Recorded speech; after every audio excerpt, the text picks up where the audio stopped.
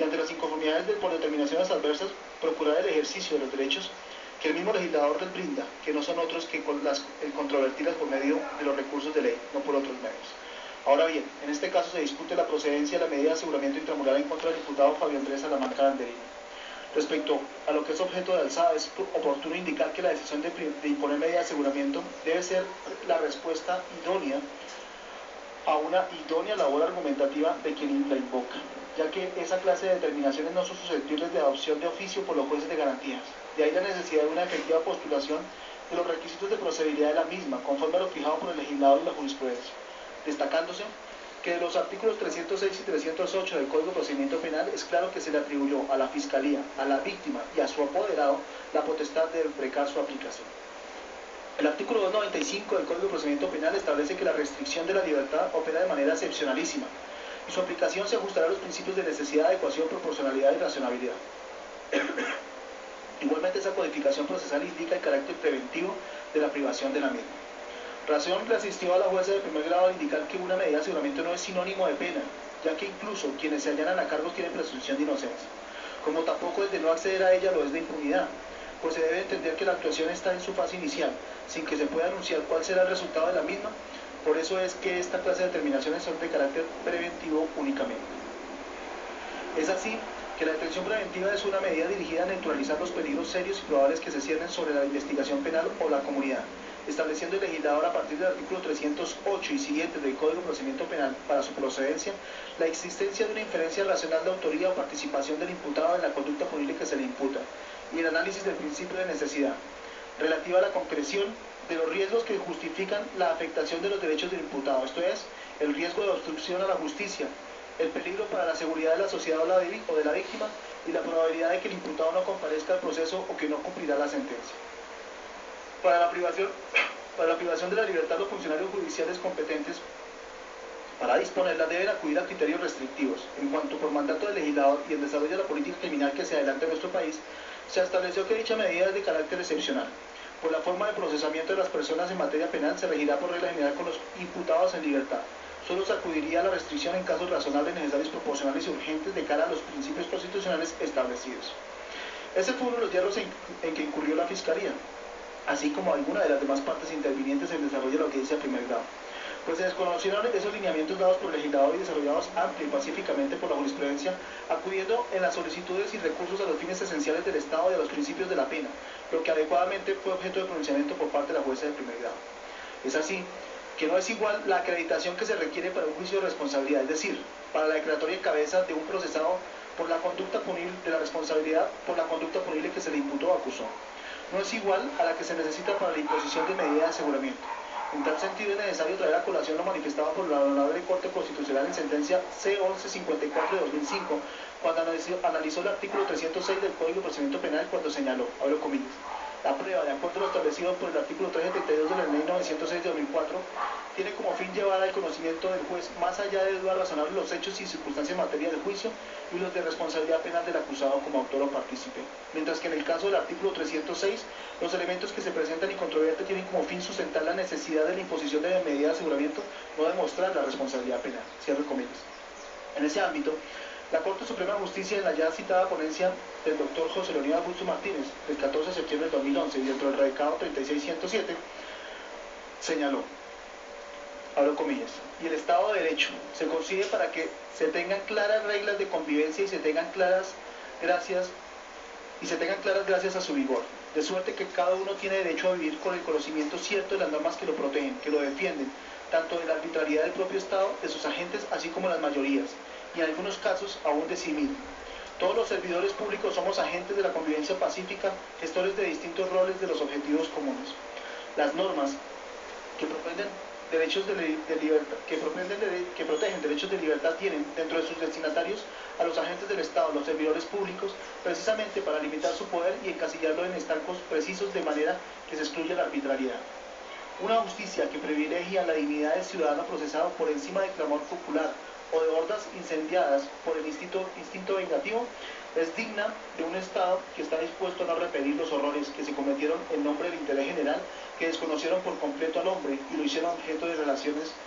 colectivas, tan justificadas como quien manipulaba la colectividad lo consideraba.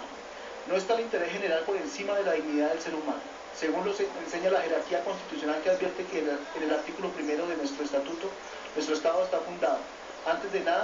que nada sobre la dignidad, seguida del trabajo y la solidaridad y por último el interés general. Según este escalafón constitucional, la dignidad no puede ser instrumentalizada en función de la utilidad general, esto es, no se puede maximizar el bienestar colectivo a costa del desconocimiento de la libertad, ni siquiera de una sola persona. De tener una perspectiva política de corte utilitarista, nuestra Carta no protegería a las minorías ni pregonaría el pluralismo y la multiculturalidad. Es la libertad y no la utilidad de la que gobierna nuestro sistema político. Así que el Estado de Derecho tiene como principal tarea justamente la contención del gran poder que se cree ejercer en nombre de la colectividad, contención que lleva a los servidores públicos, se insiste,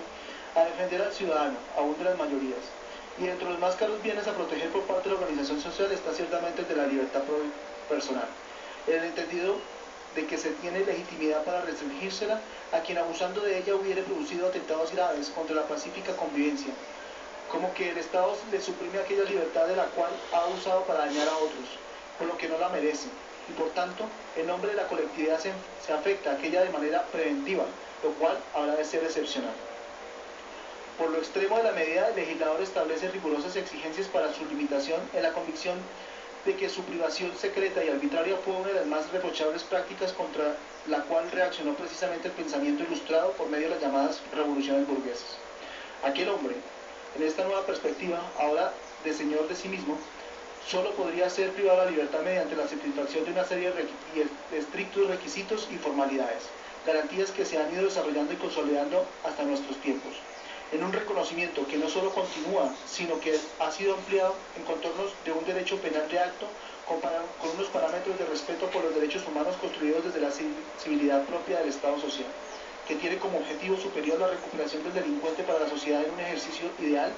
y añorado que llamamos resocialización.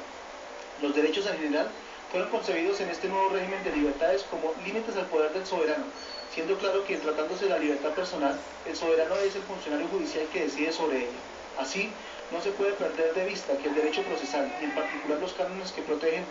son los límites a nuestro poder judicial, y reconocerlos y respetarlos es, antes que un acto delictivo, parte de la obligación legal y constitucional que hemos jurado proteger como abogados y hacer cumplir como servidores públicos.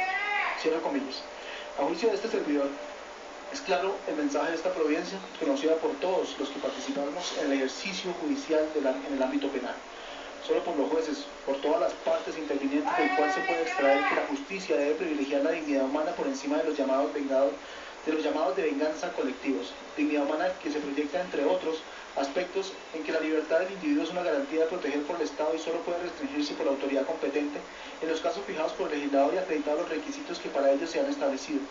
no como aquí en parte se quiso hacer, con llamados vengativos y de respuesta a la presión de algunos sectores queriendo anticipar los resultados de esta actuación para cumplir con los fines de la pena y no de una medida de aseguramiento. Recordemos, para aquellos que lo han desconocido en este caso, que en virtud de lo establecido en los artículos 28 y 29 de la Constitución Política, en armonía con los artículos 1, 2 y 7 del Código de Procedimiento Penal, en primer lugar los intervinientes en el proceso penal deberían estar tratados con dignidad. La libertad es un derecho que solo puede ser restringido por mandato de autoridad competente previa a las formalidades legales y por motivos previamente definidos en la ley, dentro de una actuación que se debe sujetar a las leyes preexistentes al acto que se le imputa. Pero relevante es que toda persona, indistintamente de las circunstancias de su aprehensión o sorprendimiento, se presume inocente hasta tanto no exista una sentencia ejecutoriada en su contra que determine lo contrario. Por lo que entonces no se entiende cómo operadores jurídicos, en este caso partes intervinientes, fundamentan la postulación de medidas de aseguramiento en los fines esenciales del Estado, los fines de la pena y el clamor ciudadano, argumentos que necesariamente siembran confusión en el operador jurídico, que debe decidir máxime en asuntos como este, en que por interferencia externa y la premura de la decisión no fue fácil advertir otros aspectos expuestos sin tanta insistencia y técnica. Como ya se ha indicado, el artículo 28 de la Constitución Política señala que toda persona es libre, no podrá ser reducido a prisión o arresto, sino en los casos fijados por el legislador. Afirmación de la libertad que fue recogida por el legislador en el artículo 295 del Código de Procedimiento Penal, que afirma que la restricción de la libertad opera de manera excepcionalísima y su aplicación se ajustará a los principios de necesidad, adecuación, proporcionalidad y razonabilidad. Asimismo, el Estatuto Procesal hace énfasis en el carácter preventivo de la privación de la misma. De acuerdo con el artículo 296 del Código de Procedimiento Penal, la libertad personal podrá ser afectada dentro de la actuación cuando sea necesaria para evitar la obstrucción de la justicia o para asegurar la comparecencia del imputado al proceso, la protección de la comunidad y de las víctimas o para el cumplimiento de la pena. En este punto, en el cual se debe analizar el principio de necesidad, para la satisfacción de uno de esos fines constitucionales, en el presente caso seguido contra la Salamanca Tanderino, se optó por la Fiscalía por el de la protección de la comunidad, así como para evitar el riesgo de no comparecencia del cumplimiento de la sentencia. El artículo 307 del Código de Procedimiento Penal señala cuáles son las clases de medidas de aseguramiento privativas de la libertad y no privativas de la libertad, estando dentro de las primeras la detención preventiva, que tiene como propósito neutralizar los peligros serios y probables que se ciernen sobre la investigación penal. Por tanto, requiere a la luz del artículo 308 y siguientes del Código de Procedimiento Penal, para su procedencia, la existencia de una inferencia racional de autoría o participación del imputado en la conducta que se le endilga y el análisis del principio de necesidad, relativa a la concreción de los riesgos que justifican la afectación de los derechos del imputado. Esto es el riesgo de obstrucción a la justicia, el peligro para la seguridad de la sociedad o de la víctima y la probabilidad que el imputado no comparezca al proceso o que no cumplirá la sentencia. En cuanto a lo primero, es decir, la inferencia lógica de autoría o participación del imputado en la o las conductas que se le endilgan, en este caso seguido contra Fabio Andrés Salamanca Tanderino, si bien la defensa en su intervención expuso algunos argumentos para edificar diferentes posibilidades que podrían extraer al imputado como responsable del resultado de muerte de dos mujeres y